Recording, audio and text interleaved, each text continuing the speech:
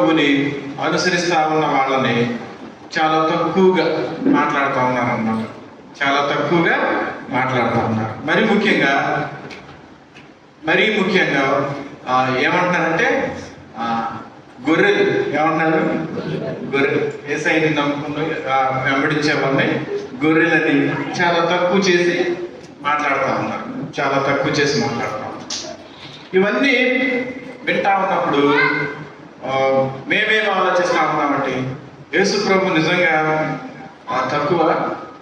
యేసు ప్రభు నిజంగా తక్కువ? ఎందుకు ఇలాగా యేసు ప్రభు నమ్ముకున్న వాళ్ళని తక్కువగా మాట్లాడుతున్నారు అని మనం ఆలోచన చేస్తూ ఉన్నప్పుడు యేసు ప్రభు తక్కువ కాదు. ఇప్పుడు ఆ టీచర్ గారు చాలా చక్కగా తెలియజేశారు. నేను ఈ మధ్యకాలంలో ఫోన్లో ఒక యాప్ వచ్చిందన్నమాట, ChatGPT అనే AI tool, artificial intelligence tool ఒకటి వచ్చింది. సరే అది ఎంతవరకు పనిచేస్తుంది, అది కరెక్ట్గానే పనిచేస్తుందా లేదా, మనకు తెలిసిన విషయాలు అవునా కాదా అని నిర్ధారించుకోవడం కొరకు నేను ఆ టూల్ని నా ఫోన్లో ఓపెన్ చేసి ఒక ప్రశ్న అడిగాను అనమాట. ఆ టూల్ని ఒక ప్రశ్న అడిగాను. అంటే అది మనకి ఏం తెలియకపోయినా ఆ టూల్లో మన ప్రశ్న అడిగితే అది సమాధానం చెప్పేస్తుంది. ఇది నిజంగా చెప్తుందా లేదని చెప్పి నేను ఏం ప్రశ్న వేశానంటే, ఈ భూమి పుట్టిన దగ్గర నుంచి ఇప్పటి వరకు ఎంతమంది మనుషులు పుట్టి ఉంటారు? ఎంతమంది మనుషులు పుట్టి ఉంటారు? ఇప్పుడు మన భారతదేశంలో 145 కోట్ల మంది ప్రజలు ఉన్నారు. ప్రపంచంలో 8 బిలియన్ పీపుల్ మోర్ దెన్ ఉన్నారు.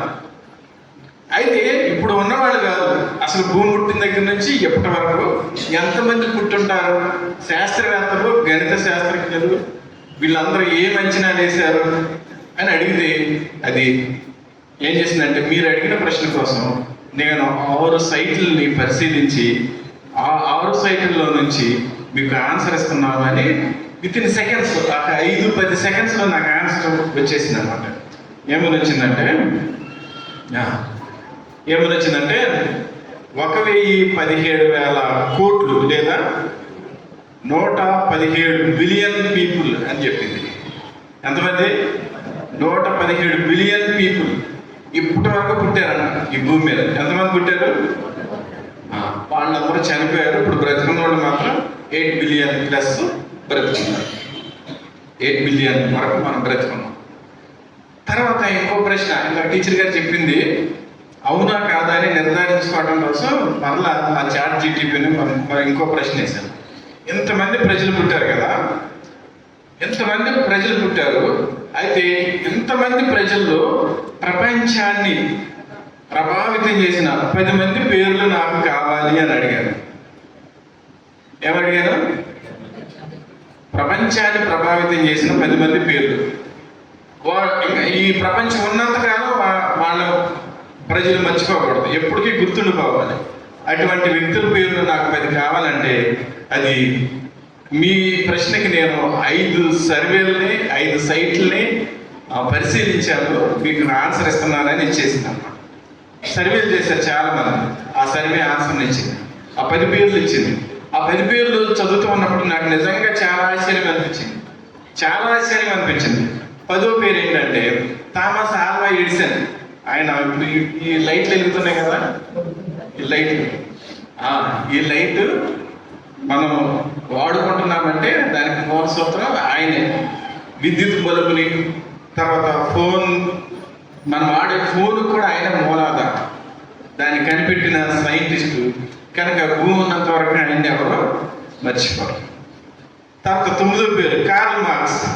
కమ్యూనిజం సిద్ధాంతాన్ని తీసుకొచ్చి ప్రపంచంలో ఉన్న అసమానతలు తగ్గించడానికి ప్రయత్నం చేసిన వ్యక్తి.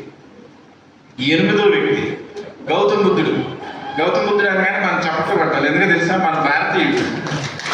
అంటే మన భారతదేశంలో ఉన్న ప్రజలు కూడా ఈ 10 మందిలో ఉన్నారు. సంతోషపడాలి కదా. మన భారతదేశంలో పుట్టి చాలా ఖండాలని, ఆసియా ఖండాన్ని ప్రభావితం చేసిన మరి గొప్ప వ్యక్తి గౌతమ్ బుద్ధుడు. అట్లాగే 7వది నెపోలియన్ బొనాపార్టీ. ఆయన ఫ్రెంచ్ విప్లవకారుడు. ప్రపంచ రాజకీయాలని తారుమారు చేశాడన్నమాట. కీలక పాత్ర పోషించాడు వాటిని మార్చడంలో. తర్వాత 6వ వ్యక్తి మహాత్మా గాంధీ. క్లాప్స్ కొట్టండి. మన భారతదేశంలో పుట్టి ప్రపంచాన్ని ప్రభావితం చేశాడు. ప్రపంచం ఉన్నంత వరకు ఎవరో మర్చిపోవడానికి వీళ్ళే. ప్రపంచంలో 6వ వ్యక్తిగా ఆయన గుర్తింపు ఇప్పటికీ కూడా పొందుతూ ఉన్నాడు మహాత్మా గాంధీ. తర్వాత 5వ వ్యక్తి సర్ ఐజక్ న్యూటన్. భూమికి ఆకర్షణ శక్తి ఉందని కనిపెట్టిన వ్యక్తి. గణిత శాస్త్రం, భౌతిక శాస్త్రాల్లో చాలా కృషి చేసి గొప్ప సిద్ధాంతాల్ని ప్రతిపాదించాడు. తర్వాత 4 ఆల్బర్ట్ ఐన్స్టీన్. ఆల్బర్ట్ అణుబాంబు. ఈ రోజున ప్రపంచం ఒక దేశానికి ఇంకో దేశం భయపడుతుందంటే కారణం అంటే అణుబాంబు. మేము ఏదన్నా అంటే వాళ్ళు మా మీద అణుబాంబు వేసుకుని మా దేశం బస్ అయిపోయింది అని భయపడుతున్నారు. దాన్ని రూపకల్పనలో E=mc² సిద్ధాంతాన్ని కనిపెట్టిన శాస్త్రవేత్త ఆల్బర్ట్ ఐన్స్టీన్. తర్వాత చాలా జాగ్రత్తగా వినండి. 3 అలెగ్జాండర్ ద గ్రేట్. ప్రపంచాన్నంతటిని జయించి ప్రపంచాన్నే నేను పరిపాలించాలని చిన్న వయసులో 20 సంవత్సరాల వయసులోనే గ్రీక్ వీరుడు ప్రపంచాన్ని జయించుకుంటా వచ్చి మన భారతదేశంలో పురుషోత్తముడు అనే ఒక రాజు దగ్గర ఓడిపోయి వెనుదిరిగి వెళుతూ బస్తర్ జిల్లాలో దోమ కుట్టి మలేరియా వచ్చి చనిపోయిన చక్రవర్తి Alexander the great. 3rd place. జాగ్రత్తగా ఉందండి. 2nd ప్లేస్ మహమ్మద్ ప్రవక్త. ఎక్కువ మంది ముస్లిమ్స్ ఉన్నారు మన ప్రపంచంలో. వాళ్ళందరూ ఆయన బోధలు అనుసరిస్తున్నారు కనుక ఆయన్ని 2nd ప్లేస్లో పెట్టారు. ఇంకా 1st ప్లేస్ ఎవరు? ఇంత టీచర్ గారు చెప్పేశారుగా ఎవరు? Jesus Christ.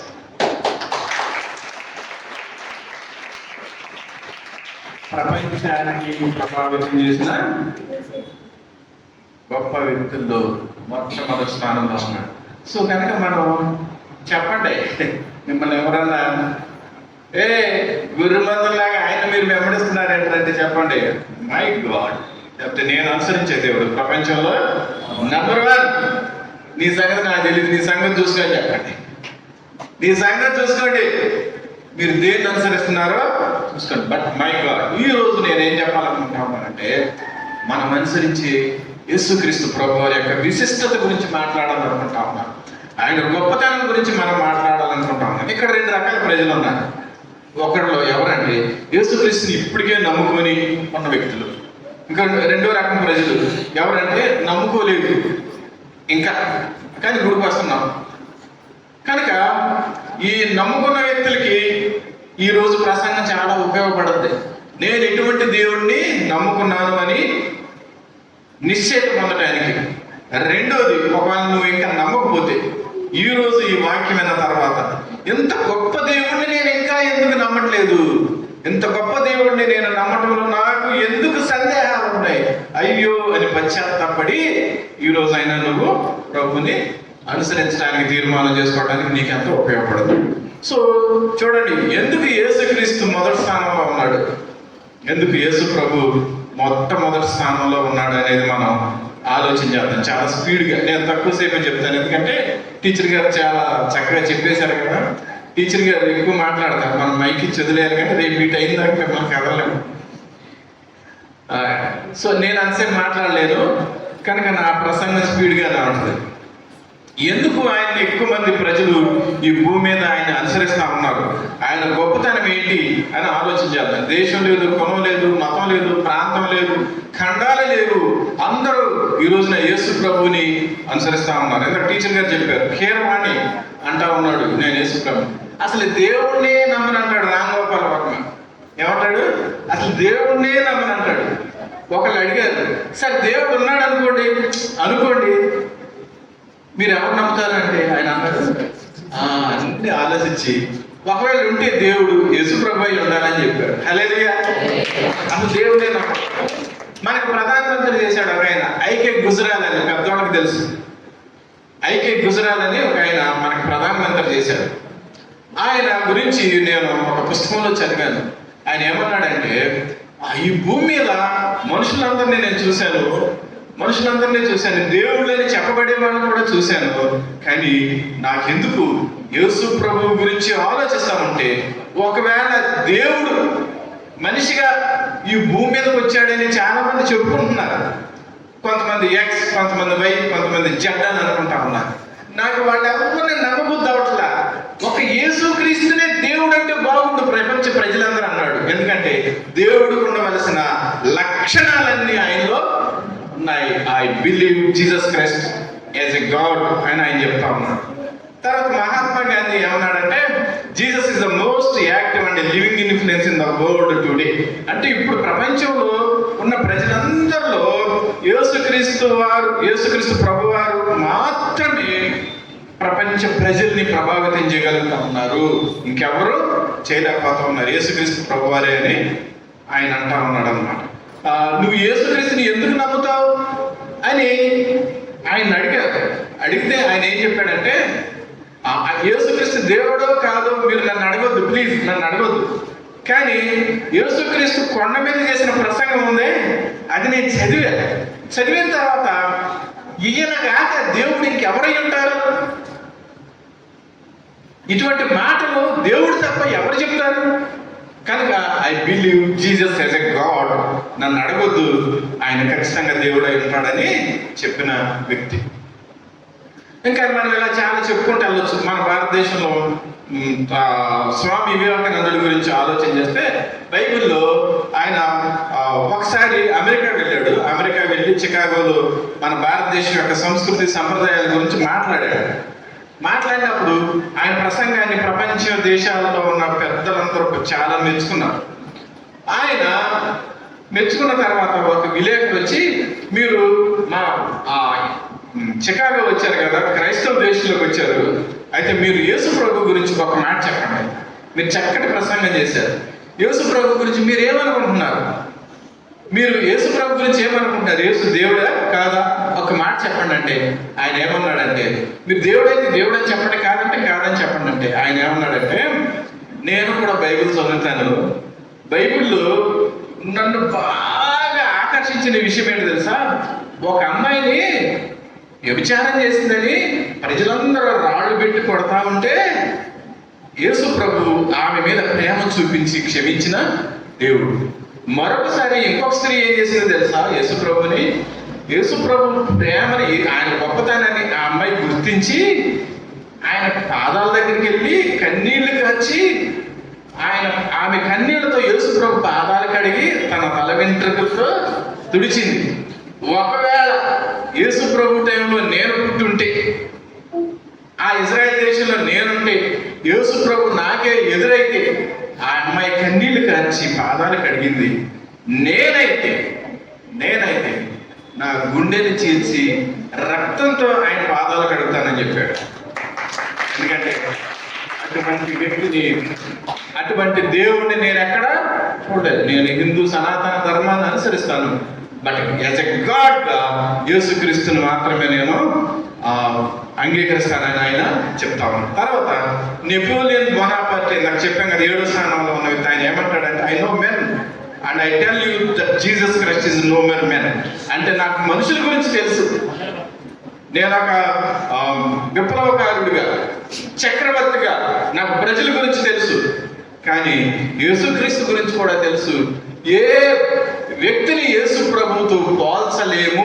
ఈ భూమి మీద పుట్టిన వారిలో, ఈ భవిష్యత్తులో పుట్టే వారిలో కూడా యేసు ప్రభువుని పోల్చి చెప్పలేము. ఎందుకంటే మనుషులకి యేసు ప్రభుకి మధ్యలో గొప్ప తేడాన్ని నేను కనుగొంటున్నాను.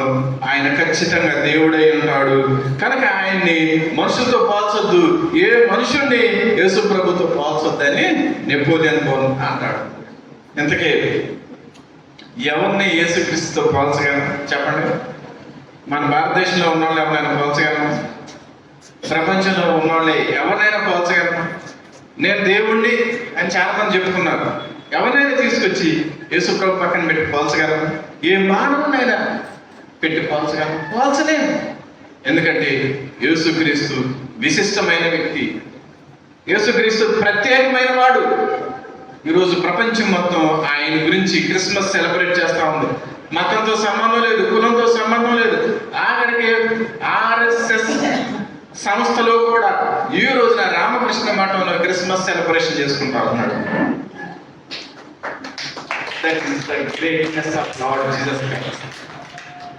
ఆయన దగ్గరికి వచ్చి డిబేట్ చేయడానికి ఎవరు సరిపోదు, స్టఫ్ లేదు వాళ్ళ దగ్గర. ఆయన పుట్టుకతో మనుషులు పోల్చగలమా? లేకపోతే ఆయన జీవితంతో మనుషులు పోల్చగలమా? ఆయన మరణంతో పోల్చగలమా? చూద్దాం. ఆయన పుట్టుక గురించి ఈరోజు మనం ఆలోచన చేస్తా ఉన్నాం. ఆయన పుట్టుక గురించి మనం ఆలోచన చేస్తే చూడండి, ఇక్కడ ఉన్న వాళ్ళలో 50 సంవత్సరాలు, ఇంకా పెద్దోళ్ళు ఉన్నారు, 60-70 సంవత్సరాల వాళ్ళే ఉన్నారు, లేకపోతే 80. అంత క్రితం పుట్టిన వాళ్ళు ఇక్కడ ఎవరు లేరు. ఇక్కడ ఒక ప్రశ్న, మనం పుట్టక ముందు మన తల్లిదండ్రులకి మనం పుడతామని, నేను నల్లగా ఉంటానని, లేకపోతే నువ్వు ఎర్రగా ఉంటావని, నువ్వు ఎంత హైట్ ఉంటావని, నీ పేరు ఇదని మన అమ్మ నాన్నకి తెలుసా? పోనీ ఇంకెవరికైనా తెలుసా? 100 సంవత్సరాల క్రితం మనం ఈ భూమి మీదకి వస్తామన్న సంగతి ఎవరికి ఇది. ఇంకో విధంగా కూడా ఆలోచన చేద్దాం. ఇప్పుడు పెళ్ళైన తర్వాత, గర్భం ధరించిన తర్వాత పుట్టబోయే శిశువు, పుట్టబోయే బిడ్డ అమ్మాయో అబ్బాయో తెలుసుకోవాలని మనకి చాలా ఆతృత ఉంటుంది అనమాట తల్లిదండ్రులకి. అందుకని స్కానింగ్ సెంటర్కి వెళ్ళి స్కానింగ్ చేయించుకుంటా ఉన్నాం. స్కానింగ్ చేయించుకొని డాక్టర్ గారు నీకు అబ్బాయి పుడతాడు, నీ పొట్టలో ఉన్నది అబ్బాయి అని చెప్తే ఎంత బాగుండు అని ఎదురు చూస్తాం. ఈ స్కానింగ్ మిషన్లు కూడా స్కాన్ చేస్తే 6-7 నెలల ముందు మాత్రమే, నువ్వు పుట్టక ముందు 6-7 నెలల ముందు మాత్రమే ఆ తల్లి గర్భంలో నువ్వు ఉన్నావని చెప్పగలరు. 6-7 నెలల ముందు మాత్రమే, మనం పుట్టక ముందు. అంతకుముందు అసలు మన ఎగ్జిస్టెన్స్ లేదు, మన గురించిన ఆలోచన ఎవరికీ లేదు. కానీ యేసుప్రభు గురించి ఎంత అద్భుతమో. అందుకోసమే యేసుప్రభు దేవుడని ఎందుకు నమ్ముతా ఉన్నారో ఆలోచన చేద్దాం. యేసుప్రభు పుట్టక ముందే 1000 సంవత్సరాల పూర్వమే, 1000 సంవత్సరాల పూర్వమే ఆయన పుడతాడు. ఆయన పుడతాడు అని ఆయన గురించి క్లియర్ గా చెప్పబడింది పరిశుద్ధ గ్రంథంలో. 300 ప్రవచనాలు, 300 ప్రవచనాలు ఆయన పుట్టబోతా ఉన్నాడు. ఎంత అద్భుతమైన విషయం అండి.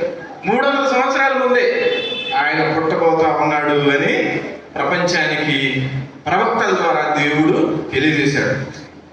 ఏదో గుడ్డులో మెల్లలాగా చెప్పలా, చాలా స్పష్టంగా చెప్పాడు అన్ని. ఆది కాలంలో ఆయన గురించి ఏం చెప్పాడు తెలుసా? ఆయన స్త్రీ సంతానము అని చెప్పాడు. ఏం చెప్పాడు? స్త్రీ సంతానం కలగబోతా ఉంది. ఇప్పుడు మన ఇంటి పేర్లు ఏంటి? నానింటి పేరు, అమ్మింటి పేరు, నానింటి పేరు. ఎందుకని? పురుష సంతానం. ఎవరు మనం? బట్ లార్డ్ జీసస్ క్రైస్ట్ ఒక్కడే స్త్రీ సంతానంగా ఆయన ఈ భూలోకానికి వచ్చాడు. కనుక అంటా ఉన్నాడు, నీ సంతానానికి, స్త్రీ సంతానానికి వైరం కలగజేస్తాను. మరి నీకును స్త్రీకిని, నీ సంతానమునకును ఆమె సంతానమునకు వైరము కలుగజేతును అనే ఆది కాండంలో మనం చూస్తాం. కనుక యేసు ప్రభు కొన్ని వేల సంవత్సరాల క్రితమే, ఆది కాండం కొన్ని వేల సంవత్సరాల క్రితం, యేసు ప్రభు పుట్టక ముందు కొన్ని వేల సంవత్సరాల క్రితం రాయబడిన పుస్తకంలో ఆయన గురించిన ప్రవచనాన్ని మనం చూస్తాము. అన్ని నేను చెప్పను కానీ 310 ప్రవచనాల వరకు ఉన్నాయి. 310లో 15 ప్రవచనాలు మక్కి అంటే చెప్పినట్టే యాక్చువల్గా ఎలా చెప్పారు అలాగే జరిగింది. ఉదాహరణకి కన్యక గర్భంలో పుడతాడని చెప్పబడింది, ఆయన కన్యకు పుట్టాడు. బెత్లెహేములో పుడతాడని ఉంది, బెత్లెహేములో పుట్టాడు. ఇట్లాగా చెప్పుకుంటా పోతే 15 ప్రవచనాలు ఆయన పుట్టుక గురించి, ఆయన జీవితం గురించి మిగిలినాయి, ఆయన మరణం గురించి మిగిలినాయి, ఆయన ఎటువంటి అద్భుతాలు చేస్తాడో, ఆశ్చర్యాలు చేస్తాడో, ఆయన ఎందుకు వచ్చాడు, ఎందుకు రాబోతా ఉన్నాడు అన్ని మిగిలిన ప్రవచనాలు చెప్తా ఉన్నాయి. కానీ 15 ప్రవచనాలు మాత్రం అక్షరాల ఆయన పుట్టుక గురించి ఉన్నాయి. అందులో ఒక 4 లేదా 5 నేను చెప్పి ముందుకు వెళ్దాం. యెషయా ప్రవక్త చెప్తా ఉన్నాడు. ఆ యెషయా ప్రవక్త 900 సంవత్సరాలకు ముందు, యేసయ్య పుట్టక ముందే నువ్వు అనుసరించే దేవుని యొక్క గొప్పతనం గురించి నువ్వు ఈ రోజున తెలుసుకుంటా ఉన్నావు. నీ 1వ వచనంలో దాని నెరవేర్పును మనం చూస్తా ఉన్నాం. ఆయన బెత్లెహేములో, ఇప్పుడు దాకా పాటలు పాడంగా, బెత్లెహేములో సందడి పశుల పాకలో, ఈ బెత్లెహేము గురించి నువ్వు ఈ రోజు పాడుతా ఉన్న ఆ బెత్లెహేము గురించి యేసయ్య పుట్టక ముందే 800 సంవత్సరాలకు ముందే మీకా ప్రవక్త ఈ బెత్లెహేము గురించి పాడుతా ఉన్నాడు. హల్లెలూయా! ఎంత గొప్ప అండి! ఎంతకంటే ఆధారం కావాలా? మన దేవుడు ఎంత గొప్ప దేవుడో చెప్పుకోవడానికి మనం ఏ సిగ్గుపడిన అవసరం లేదు. కాలం ఎగరేసుకొని చెప్పాలి, ఒరే నువ్వు నన్ను అంటానికి సరిపోవు, నువ్వు ఆరాధించే దేవుడి గురించి ఆలోచించుకో, బట్ నా దేవుడి గురించి ఆలోచించడానికి నీకు స్టఫ్ లేదు. పరిశుద్ధ గ్రంథాన్ని పరిశీలన చేద్దామని ధైర్యంగా మనం వచ్చాము. అట్లా ఇర్మియా ప్రవక్త 700 సంవత్సరాల క్రితం 23వ అధ్యాయం 5వ వచనంలో ఇలా మాట్లాడుతూ ఉన్నాడు. యెహోవా ఇలా ఆజ్ఞయించుచున్నాడు, రాబో దినములలో నేను దావీదునకు నీతి చిగురును పుట్టించాను. అతడు రాజై పరిపాలన చేయు, అతడు వివేకముగా నడుచుకొనుచు కార్యములు జరిగించును, భూమి మీద నీతి న్యాయములను జరిగించును. అందుకని గుడ్డి భర్తిమయ్యి యేసు ప్రభు వెళ్తా ఉంటే ఏమని వచ్చాడు? దావీదు కుమారుడా యేసు నన్ను కరుణించు. దావీదు కుమారుడు. ఆయన ఏ వంశంలో పుట్టినాడో కూడా ముందుగానే చెప్పబడింది. దావీదు యేసు ప్రభు కంటే ఇంచుమించుగా 800 సంవత్సరాలు ముందు ఉన్న వ్యక్తి. ఆ దావీదు సంతానంలో నుంచి యేసుక్రీస్తు ప్రభువారు వస్తాడని ఇర్మియా ముందుగానే ప్రవచనం చెప్తా ఉన్నాడు. అట్లాగే దానియేలు గ్రంథంలో కూడా చెప్పబడింది. దానియేలు గ్రంథం యేసయ్య పుట్టక ముందు 600 సంవత్సరాలకు ముందు రాయబడింది. ఈ దానియేలు యేసయ్య కంటే ముందు 600 సంవత్సరాల ముందు బ్రతికిన వ్యక్తి. ఆయన చెప్తా ఉన్నాడు 9వ అధ్యాయం 24వ వచనం నుంచి, తిరుగుబాటును మానుటకును, పాపమును నివారణ చేయుటకును, దోషము నిమిత్తము ప్రాయశ్చిత్తము చేయుటకును, యుగాంతము వరకు ఉన్నట్టి నీతిని బయలుపరచుటకును, దర్శనమును ప్రవచనమును ముద్రించుటకును, అతి పరిశుద్ధ స్థలమును అభిషేకించుటకును, నీ జనమునకును పరిశుద్ధ పట్టణమునకును 70 వారములు విధింపబడిను. యెరూషలేమును మరలా కట్టించవచ్చునని ఆజ్ఞ బయలుదేరిన సమయమును మొదలుకొని అభిషిక్తుడకు అధిపతి వచ్చు వరకు. ఎవరు? యేసు అనగా అర్థమేంటి? క్రీస్తు అంటే అర్థమేంటి? ఆయన అభిషిక్తుడు, అభిషేకించబడిన ఆయన తిరుగుబాటును మానపడానికి, మన పాపాలకు ప్రాయశ్చిత్తం చేయడానికి, మన దోషాల వరకు ఆయన నలగొట్టబడటానికి ఆయన ఈ భూలోకానికి వస్తాడు అని దానియేలు ముందుగానే ఇంచుమించుగా 600 నుంచి 700 సంవత్సరాల మధ్య కాలంలో ఆయన గురించి చెప్పినట్లుగా మనం చూస్తా ఉన్నాం. ఆయన అభిషిక్తుడకు అధిపతి అని మనం చూస్తా ఉన్నాం. ఇంకా చాలా ఉన్నాయి. 5వ ప్రవచనం చూద్దాం. జకర్యా గ్రంథం 9వ వచనంలో మనం చాలా సందర్భాలు చెప్పుకుంటాం కదా. అందులో ఏమని రాయబడిందంటే, సియోను నివాసులారా బహుగా సంతోషించుడి, యెరూషలేము నివాసులారా ఉల్లాసంగా ఉండుడి. నీ రాజు నీతిపరుడును రక్షణ గలవాడును దీనుడై గాడిద పిల్లని ఎక్కి నీ వద్దకు మాట్లాడేవారు అన్నాడు. మనం ఈ వాక్యాన్ని చదువుకోకుండా ముగించం. అందులో చాలా స్పష్టంగా చెప్పబడతా ఉంది, ఆయన నీతిపరుడు, రక్షకుడు, దీనుడు. యేసుప్రభు అందుకని అంటా ఉన్నాడు, నేను దీనుడును సాత్వికమైన దేవుణ్ణి, నేను సాత్వికుడును దీన మనసు గల దేవుణ్ణి. కాబట్టి నన్ను వెంబడించండి, నా వైపు చూడండి, నన్ను వెంబడించండి అని ధైర్యంగా చెప్పిన వ్యక్తి యేసుక్రీస్తు ప్రభునందు. ప్రియమైన సంగమం, ఆయన పుట్టుక ప్రత్యేకమైంది. చాలా జాగ్రత్తగా ఉండండి. కన్యక ద్వారా జననం అని యెషయా గ్రంథం 7వ అధ్యాయం 14వ వచనంలో ఉంటే, కాబట్టి ప్రభువు తన యొక్క తానే ఒక సూచన మీకు చూపును, ఆలకించుడి. కన్యక గర్భవతి అయి కుమారుని కానీ అతనికి ఇమ్మానుయేలు అని పేరు పెట్టబడిందని చెప్పబడిన మాట ఉన్నది ఉన్నట్లుగా నెరవేరింది. ఇక్కడ నేను ఎక్కువ మంది, నేను ముందుగానే చెప్పాను కదా, ఈరోజు మేము ఏం చెప్పాలనుకుంటా ఉన్నామంటే, మనం అనుసరించే దేవుడు, మనం ఆరాధించే దేవుడు, మనం ప్రార్థన చేసే దేవుడు సమానమైన వాడు కాదు. ఆయన గొప్ప దేవుడు, గొప్ప దేవుడు. ప్రవచన పురుషుడు. ఆయన ఎవరు? ప్రవచన పురుషుడు. ఆయన పుట్టక ముందే ఆయన గురించి కొన్ని వందల ప్రవచనాలు వేల సంవత్సరాల క్రితమే ఆయన గురించి చెప్పబడి ఉన్నాయి. అయ్యా, ఇవన్నీ బైబిల్లో చెప్పబడి, బైబిల్లో మీరు సొంతంగా రాసుకున్నారేమో అని చెప్పి మనం అనుకోవచ్చు. కానీ బైబిల్కి బయట కూడా యేసు ప్రభు గురించి చాలా ఆధారాలు ఉన్నాయి. అందులో మనకు కనెక్ట్ అయ్యేది 1-2 ఆధారాలు నేను చూపించాలని ఇష్టపడతా ఉన్నాను, మనకు అర్థం అవడానికి. మన భారతదేశంలో మరి ఋషులు ఇలాగ ప్రార్థన చేసేవారు. బృహదారణ్యక ఉపనిషత్తులో మన భారతదేశంలో ఇటువంటి ప్రార్థన చేసేవారు. దాన్ని శాంతి మంత్రం అంటారు. ఏమనంటే, అసతోమ సద్గమయ, తమసోమ జ్యోతిర్గమయ, మృత్యుర్మ అమృతంగమయ, ఓం శాంతి శాంతి శాంతి. అంటే మన పూర్వీకుల ప్రార్థన ఏంటంటే, మన ఋషుల ప్రార్థన ఏంటంటే, భారతదేశంలో ఋషులు లేకపోతే భారతదేశంలో ఉన్న సనాతన ధర్మంలో ఉన్నటువంటి ఋషులు పెద్దలందరూ దేవుణ్ణి బహుగా ప్రేమించేవాడు. ఓ దేవుడా, నిన్ను మేము తెలుసుకోలేకపోతా ఉన్నాం, నీవే మమ్మల్ని సాక్షాత్కరించు, నువ్వే మాకు ప్రత్యక్షపరచుకో అని వాళ్ళు ప్రార్థన చేసేవాడు. ఆ ప్రార్థనలో ఇది ప్రార్థన, ఈ శాంతి మంత్రం ప్రార్థన, ఋషులు చేసిన ప్రార్థన. ఏ ఋషి అయినా సరే తపస్సు చేస్తా ఉన్నాడంటే ఈ ప్రార్థనే చేసేవాడు అనమాట. ఏంటి ఈ ప్రార్థన? అసతోమ సద్గమయ, రెండోది తమసోమ జ్యోతిర్గమయ, మూడోది మృత్యుర్మ. 3 మాటలు ఉన్నాయి ఈ ప్రార్థనలు. ఎన్ని మాటలు ఉన్నాయి? 3 మాటలు. ఈ 3 మాటలు 3 సమస్యలు, మనిషిని వేధిస్తా ఉన్నటువంటి 3 సమస్యలు. మొదటి సమస్య ఏంటంటే అసతోమ అంటే, అయ్యా మాకంతా అసత్యంగా కనిపిస్తా ఉంది. ఏం కనిపిస్తా ఉంది? అసత్యం. మీ లోకం అసత్యంలాగా కనిపిస్తా ఉంది. మేమేదో సత్యం అనుకుని వెంబడిస్తా ఉన్నాం. తర్వాత కొంతకాలానికి ఇది అసత్యమని మాకే అనిపిస్తా ఉంది. మేము వెంబడించేదే, మేము చేసేదే అసత్యం అని మాకు అనిపిస్తా ఉంది. కనుక ఈ అసత్యం నుంచి మమ్మల్ని సత్యంలోనికి నడిపించు.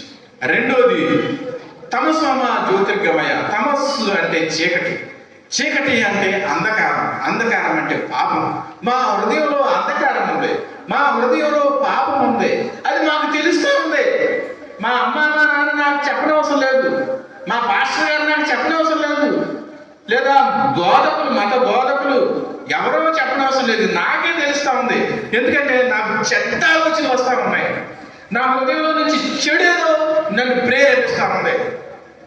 తమస్సు నా బ్రతుకుని పరిపాలిస్తాం, నా బ్రతుకుని తమస్సు లేకపోతే చీకటి, అంధకారం, పాపం పరిపాలిస్తూ ఉంది నా తలంపుల్ని. అందుకోసమని పసిపిల్లప్పుడే చూస్తా ఉన్నాం కదా, 1వ తరగతిలోనే వాడిని బడికి తీసుకెళ్తా ఉంటే పొట్ట మీద చేయి పెట్టుకుని ఏడుస్తూ ఉంటాడు. ఏంటిదా అంటే కడుపులు నొప్పి అంటాడు. ఏంటి ఎవరు చెప్పారు కడుపులు నొప్పి అని? అబద్ధం ఆడమని. మొన్న ఒక చోట ఈ వాక్యం చెప్తామంటే, అరా నీ చిన్నపిల్లలు ఉన్నారు అందరు సండే స్కూల్ పిల్లలు, నీకు నిజంగా కడుపు నొప్పి వచ్చిందా అంటే, 1వ తరగతి పిల్లలు రాలేదు, నేను అబద్ధం చెప్పా అంటున్నాడు. ఎవరు చెప్పారు వాడికి అబద్ధం చెప్పమని? పసిబిడ్డ దగ్గర నుంచి వృద్ధుడి వరకు ఈ మనసుని తమస్సు, చీకటి, అంధకారం, పాపం పరిపాలిస్తూ ఉంది. అందుకని వృద్ధులు సైతం ఈ మధ్యకాలంలో మనం చూస్తా ఉన్నాం. 70 ఏళ్ల వృద్ధుడు 5 సంవత్సరాల పాపని పాడు చేసి చంపేశాడు. ఎంత ఘోరం! ఇటువంటి విషయాలు రోజు చూస్తా ఉన్నాం. కనుక ప్రభునందు ప్రియమైన సంగమ ఆలోచన చేద్దాం. ప్రతి మానవుని మనసులో పాపం వెళ్తా ఉంది. అందుకోసం వాళ్ళు ఏం చేశారంటే, తమసోమ జ్యోతిర్గమే, జ్యోతి అంటే వెలుగులోకి మమ్మల్ని నడిపించయ్యా. మేము చీకట్లో ఉన్నాం, అంధకారంలో మగ్గిపోతా ఉన్నాం, మమ్మల్ని వెలుగులోకి నడిపించు. మూడో సమస్య ఏంటంటే మృత్యువర్మ అమృతంగమయ్య. మృతం అంటే మరణం మమ్మల్ని భయపెడతా ఉంది. చివరికి నేను డబ్బు సంపాదిస్తా ఉన్నాను, ఆస్తులు సంపాదిస్తా ఉన్నాను, బిల్డింగ్లు కట్టుకుంటా ఉన్నాను, కార్లు కొనుక్కుంటా ఉన్నాను, బట్టలు కొనుక్కుంటా ఉన్నాను, బంగారం కొనుక్కుంటా ఉన్నాను, ఇష్టం వచ్చిన సంపాదిస్తా ఉన్నాను. కానీ నన్ను ప్రతిరోజు ఒంటరిగా పడుకున్నప్పుడు భయపెట్టేది ఏంటో తెలుసా? నేను చచ్చిపోతే ఏమైపోతా, నేను చచ్చిపోతే ఈ మరణం మమ్మల్ని భయపెడతా ఉంది. అందుకోసమనే మేము గృహస్థ జీవితాన్ని వదిలేసాము, మేము సామాజిక జీవితాన్ని వదిలేసి ఆ హిమాలయాలకు వచ్చి తపస్సు చేస్తా ఉన్నాం.